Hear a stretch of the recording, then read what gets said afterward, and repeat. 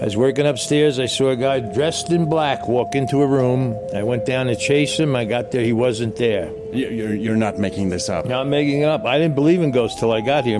I was up on a mezzanine. I saw a frontiersman walk right across the mezzanine, right through the wall. Welcome to another episode of the Radio Vagabond, where I continue my road trip in what used to be the Old West of the U.S. Last week we started in Billings, Montana, then went to Yellowstone, and then east to Devil's Tower in Wyoming. And in this one, I've driven an hour east to a place with a Wild West history, and to a place that's said to be one of the most haunted hotels in the American West. The only time I was ever afraid, I was sleeping up there one night, and there was a banging on the wall that shook both places. 4 o'clock in the morning, pitch black, and it was like boom, boom, about 10 times. And that scared me because I felt if that ghost could hit the wall like that, he could hit me. My name is Palle Bo. Welcome to another place with a rich and wild history and ghosts. Meet Palle Bo, a full-time traveler and digital nomad from Denmark on an epic journey around the world. At the age of 50, he made a bold decision. He sold everything, his house, his car, his furniture, and set out on a quest to visit every country in the world, documenting everything along the way. Boom! This is Boom! the Radio Vagabond. This episode is brought to you in part by Hotels25.com. It's a website that helps you find the best prices on hotels and guest houses and hostels in one simple search. Hotels25.com. The Radio Vagabond. Gotta keep moving. I'm in the Black Hills, a range of mountains in South Dakota that are known for their stunning natural beauty and rich history. The hills are home to several national parks and monuments, including Mount Rushmore National Memorial with the iconic carved faces of 4 American presidents, and also Badlands National Park, which features unique geological formations and diverse wildlife. More on both of these a bit later. The Black Hills are also an important cultural and spiritual center for several Native American tribes, including the Lakota and the Cheyenne, and in the late 1800s, the Black Hills were the site of the famous Black Hill Gold Rush, which brought thousands of settlers to the area in search of riches.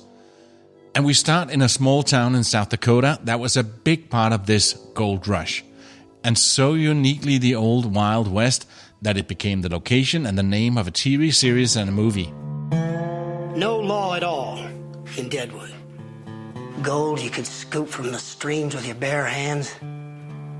People with cash on hand. Today, I'm in Deadwood, South Dakota. Within a year, Deadwood and these hills will be annexed, and we will be restored to the bosom of the nation. Does bosom mean tit? Same thing. A town with a rich and wild history that makes it one of the most unique places in the United States. I have to deal with that. But despite its reputation, Deadwood attracted some of the most famous figures of its time, including Wild Bill Hickok and Calamity Jane. Welcome to fucking Deadwood. And today, the town has embraced its history, with many of the original buildings still standing and being used as hotels, restaurants, casinos, and museums. And I start my visit in Deadwood with going to one of these museums. I'm here in Deadwood, and I had to go and see this museum because I heard so much about that this is the place where history really shows. Yeah, it is. The Adams Museum is the oldest museum in Black Hills, and I go to learn more about the rich history of Deadwood. Inside, I speak to Diane. This museum is an actual museum that was built in 1929. It was finished in 1930, so it's always been a museum. And Mr. Adams built it specifically to house artifacts from Deadwood. In 1930, pioneer businessman W.E. Adams founded the Adams Museum right here in Deadwood with the purpose of preserving and displaying the history of the Black Hills. He donated the building to the city of Deadwood. Mr. Adams was one of the original first businessmen in Deadwood. So he owned 3 different businesses, or I think before he passed away, it was like 5 different businesses. Okay. So, yeah. So he was an entrepreneur. He was. He really helped get Deadwood started. Yeah. Yep. Why is this such this town? Why is this such a historical place? Has this got such a big place in the Old West history? Deadwood has always been looked at as a place to go and for adventure and excitement, and as you know, a lot of businessmen have traveled here, as well as those in search of gold because there was the big gold rush. Right. Yep. Mm-hmm. Deadwood was founded during the Black Hill Gold Rush in 1875, and it quickly became one of the most dangerous and lawless towns in the American West. And so that's what, started bringing people out here. And then others came out here because of the beauty of the area, and they wanted to see, what the West was like. Yeah. So. Mm-hmm. And it also had some legends here, like. Yes. Wild Bill Hickok, mm-hmm. he was killed here yes. up on Main Street. Yes. Mm-hmm. Wild Bill Hickok was a legendary gunslinger and lawman of the American West, and his death here in Deadwood is one of the most famous events in the history of the American West. Hickok arrived to Deadwood in the summer of 1876, and he quickly became one of the most recognizable figures in town. He was known for his skills with a gun and his reputation as a lawman, and he was often seen playing cards in the local saloons. His friend Calamity Jane was another famous figure of the American West who called Deadwood home. She was known for her rough-and-tumble lifestyle and was a skilled marksman, but she's best remembered for her association with Wild Bill. Calamity Jane claimed to have been married to Wild Bill, but there's no historical evidence to support this claim. Nevertheless, she remained a popular figure in Deadwood, and people knew her for her wild and adventurous spirit. Yeah, there's been a lot of, different people from the old, Wild West days. Doc Holliday's been here. Deadwood was really popular. At one point, there was over 5,000 people that lived here. Yeah, and now it's actually smaller. Right, just over 1,000 now. Yes, yep, there's like 1,200 and some now. Yeah. It was like a major hub back in those days, and so it offered Mr. Adams, actually, he brought like the first telephone to this area and electricity to this area. Yeah. So he has a lot of influence, and so that's one of the reasons why there's so many. Actually, the building across the street from us, he built and owned. So yeah, there's a lot of. He did a lot for this area. Okay. I'm heading in to explore. Mm-hmm. Where do you suggest I go? Right in here, that's where a lot of the information on Wild Bill, Calamity Jane. There's a Charlie Utter, Colorado Charlie Utter. He was another famous outlaw and gold miner. We actually have Wild Bill Hickok's gun that he was wearing when he was shot. Wow. So, yeah, there's a lot of neat artifacts here. Thank you so much. Oh, you're welcome. Yeah, hope it helped you too.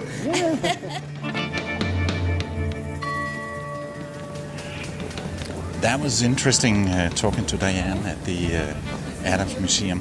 I'm taking a stroll down Main Street now. In the Deadwood series that I watched, the streets were dusty in the sun and very muddy when it's been raining. Now the street is paved and there are no horses tied outside the saloons, and it doesn't smell like horse manure and sweaty cowboys, but it still has that iconic Wild West look and feel. I'm going to explore some of the historic sites that Diane told me about at the museum, and my first stop is right here, the saloon where Wild Bill played his last hand of poker. Wild Bill was playing a game of poker at the Nuttall and Mann's Saloon, Saloon number 10, where he was approached by a stranger named Jack McCall. Wild Bill, with his long hair and iconic mustache, was sitting with his back to the door, and McCall came through the door, drew his gun, Take that, goddamn you! and shot Wild Bill Hickok in the back of the head, killing him instantly. It was later discovered that McCall was seeking revenge for the killing of his brother, and he claimed that Wild Bill was responsible. The death of Wild Bill Hickok was a shock to the people of Deadwood, and it quickly became a part of this town's folklore. Hickok's death remains one of the most famous events in the history of the American West, and it's a testament to the lawlessness and violence of the frontier. Although he was known for his skill as a gunslinger, Wild Bill Hickok will always be remembered as one of the most legendary figures of the Wild West. As I walk the streets of Deadwood, I can feel the energy of the past and the spirit of the Wild West. It's like stepping back in time to a place where gunslingers, gamblers, and gold miners roamed the streets. Inside saloon number 10, I just seen the chair that Wild Bill was sitting in when he got shot in the back. And in the frame they had the playing cards that he was holding in that poker game, the so-called Dead Man's Hand. Calamity Jane lived on 26 years after Wild Bill got killed, but her dying wish was to be buried next to him. Wild Bill and Calamity represent the spirit of adventure and lawlessness on the frontier and a big part of the history of Deadwood. And even though they've both been gone long, their stories continue to captivate people from all over the world, and today their graves can be found side by side in the Mount Moriah Cemetery right here in Deadwood. And these are popular tourist attractions. The signs at the graves read, James Butler Hickok, alias Wild Bill, born May 27th, 1837, died August 2nd, 1887, victim of the assassin Jack McCall. And Martha Jane Burke, alias Calamity Jane, born May 1st, 1851, died August 1, 1903. Her dying request, bury me beside Wild Bill. You are listening to the Radio Vagabond, your guide to taking that first step towards living a more fulfilling and adventurous life. If Palle Bo can do it, why can't you? With such a rich and Wild West history and the lawlessness with a lot of people being killed in these streets and inside the saloons, it's no surprise that many people believe that Deadwood is also home to a lot of ghost stories. One of the most famous ghost stories in Deadwood is that of Wild Bill, and it's being said that his spirit still haunts the town, and on occasion there have been visitors in Deadwood that have reported seeing his ghost wander these streets at night. Some have even claimed that they've seen him playing cards in the saloons, just as he was when he was alive. Another famous ghost story in Deadwood is that of Calamity Jane. She's said to haunt the town, and visitors to the cemetery, where she's buried, have reported seeing her ghostly figure wander the grounds. Some have even claimed to have heard her ghostly laughter or the sound of her spurs clanging against the hard ground. But there are also a number of other ghost stories associated with Deadwood. The Bullock Hotel, for example, is said to be haunted by the former owner, Seth Bullock, who's said to still walk the halls of the hotel. And the Bella Union Saloon is said to be haunted by the ghost of a woman who died in a fire there many years ago. And then the Fairmount Hotel is said to be one of the most haunted hotels in the American West, and it's also the site of one of the most popular ghost tours in the area. The Fairmount Hotel Ghost Tour is a guided tour that takes visitors through the hotel's dark and creepy halls, exploring its haunted history and sharing tales of the spirits that are said to haunt the property. We're on Main Street, but we're in the lower end, so we're in the Badlands. Starting right on this road here, Wall Street starts the Badlands. I went inside the Fairmount Hotel and met George, who could tell me more about this place. Well, there was 75 businesses down this way, and all of it was either a brothel, a saloon, or an opium den.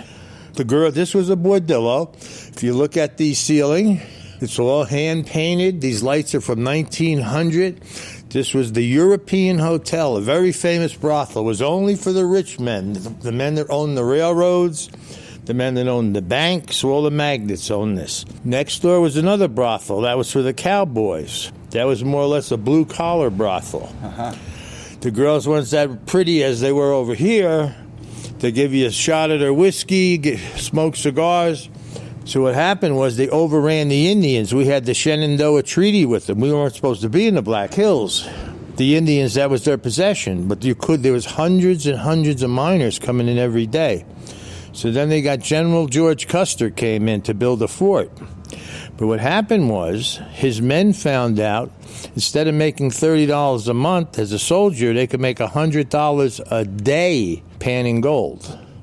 Imagine if you made 3 months' salary in one day. That's what they were doing, and about half of them mutinied. The town was built, and it was just a rough house town. There wasn't much laws. Sheriff Bullock would not come into the Badlands. If you were hit on the head for your gold and left in the mud, that was it. Tough luck. On the hill, they killed Preacher Smith. He had a little church and a little house. And on his way home, the Indians jumped him, and they shot him full of arrows, and they left him for dead. Then there was a bounty on Indians. You couldn't go outside of town unless you were about 6 or 8 guys with rifles, and you were armed to the teeth. You couldn't take your girlfriend for a buggy ride because you would never come back. They had a bounty on Indians. They're bringing an Indian's head. You'd get $60.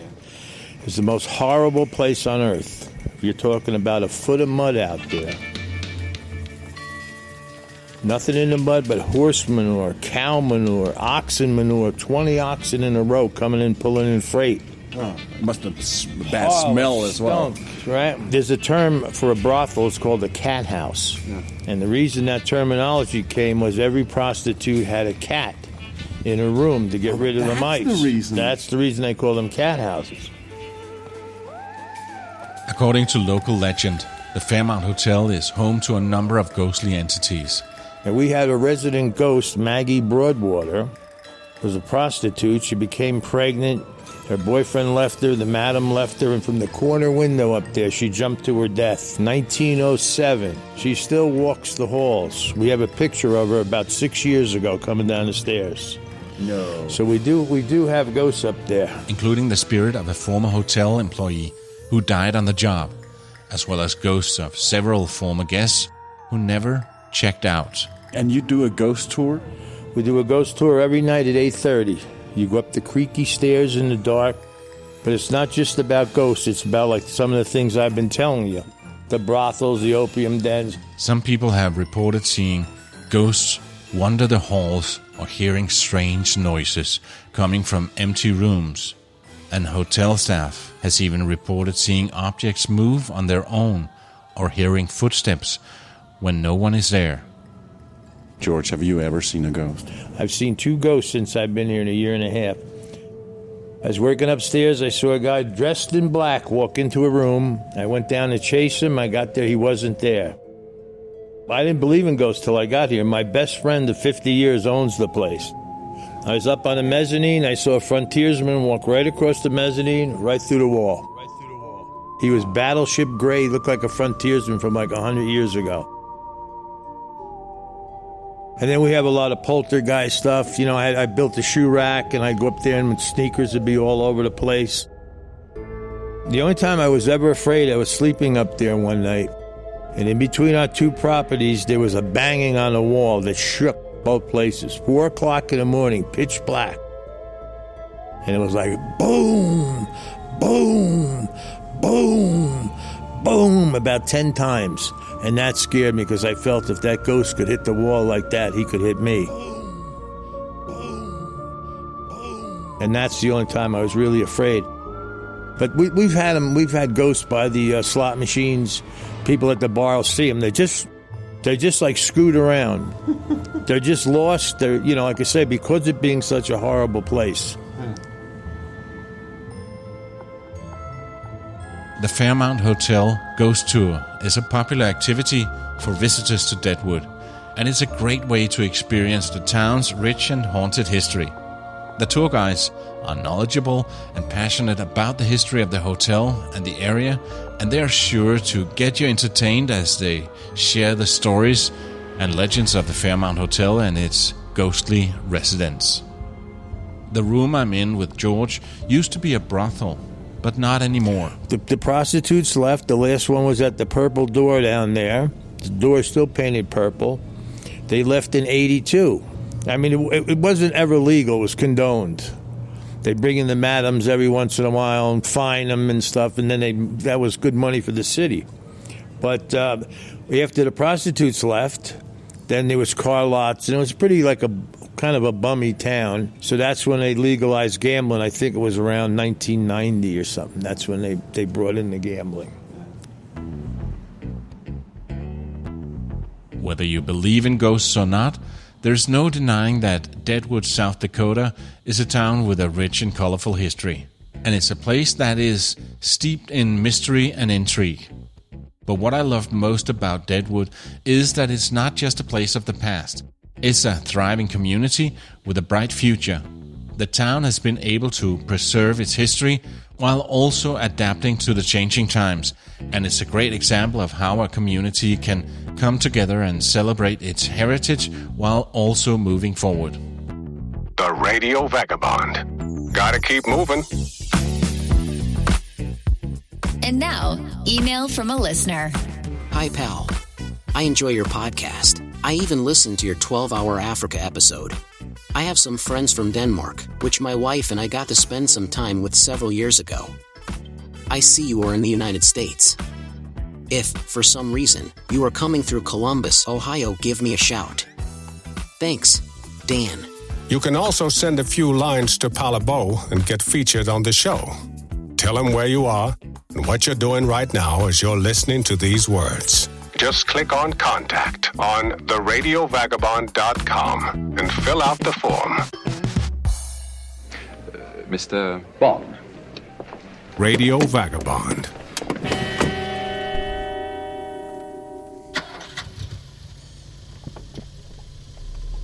Okay, I'm leaving Deadwood now and heading about an hour south to another very famous landmark, also located right here in the Black Hills of South Dakota, and it's so recognized in the United States and around the world. It's called Mount Rushmore, and I'm sure that you know that it's a massive sculpture of with the faces of 4 American presidents carved into the side of a mountain. It's George Washington, Thomas Jefferson, Theodore Roosevelt, and Abraham Lincoln.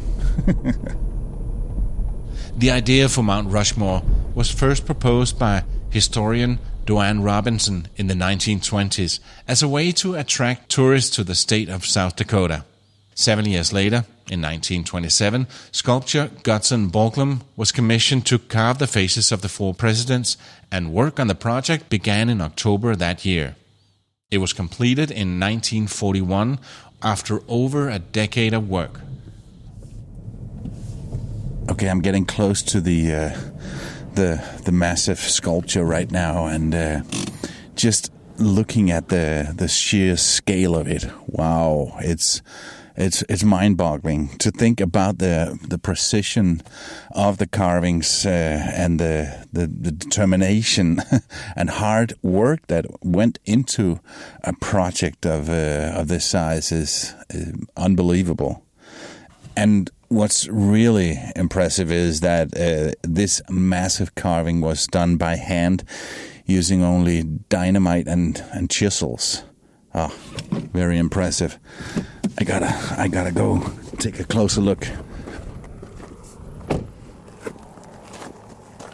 Today, Mount Rushmore is one of the most popular tourist destinations in the United States, attracting millions of visitors from around the world each year. It's considered a symbol of American democracy and a tribute to the country's rich history. The sculpture is also seen as a representation of the values and ideals that have defined the nation, such as freedom, democracy, and patriotism. Visitors can also attend a ceremony every evening where the faces of the presidents are illuminated in a patriotic display.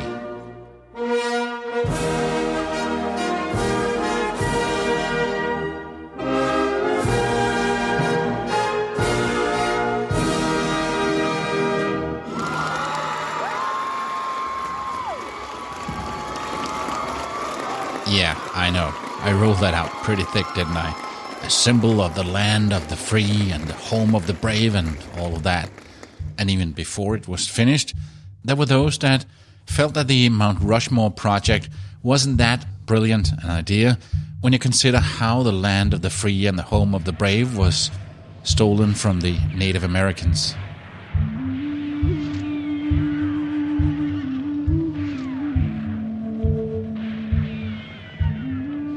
And just half an hour's drive from Mount Rushmore, there's another massive rock carving in progress. So I drove out to see that too.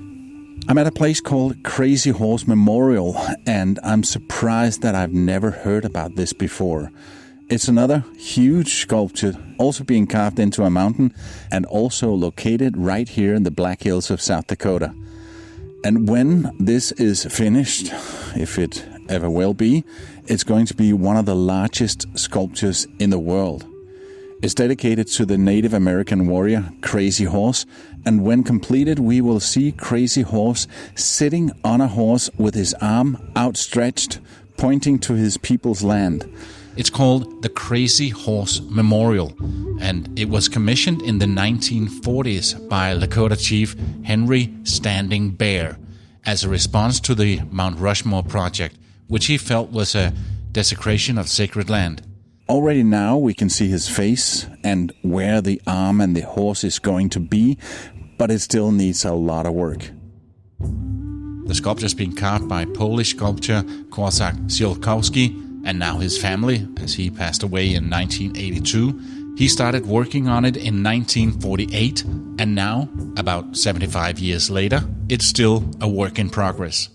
There's a model here at the visitor center, and we can see what the plan is, what it's going to end up looking like. The idea for the Crazy Horse Memorial was a way to honor and celebrate Native American culture and history, and to provide a counterpoint to Mount Rushmore. I've just taken a picture that I'll post on the radiovagabond.com to this episode, so make sure that you go and see that. It's the radiovagabond.com. While the two monuments are located very close to each other, they have different themes and messages. The two monuments serve as a reminder of the complex and often fraught history of the region and the ongoing effort to reconcile and recognize the diverse cultural perspectives and contributions that have shaped it. Have you ever wondered what the places in this podcast actually look like? I have. So, I started following the Radio Vagabond on Instagram, simply by searching Radio Vagabond.